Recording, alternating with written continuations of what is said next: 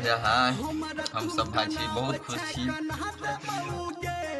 हम डीजे दिलीप राजा, हमारा राइटर रमेश भैया, अमरेश भैया, तब बियाह के बारे में कुछ कहियो। हाँ, एक बात कहल जाए छी, हम तो शादी कर लेलो। वीडियो तो अहाँ सब देखबे केलो राइटर रमेश भैया के चैनल से। तब बताओ कैसन लगले? बढ़िया लागल तो लाइक करो।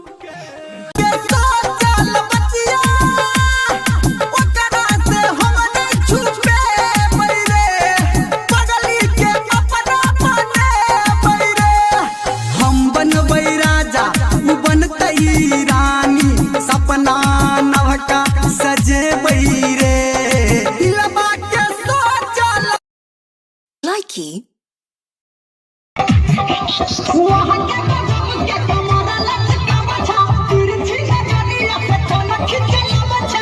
लहंगा चोली टाइट छौ है गे, लहंगा चोली टाइट छौ देह छोरी।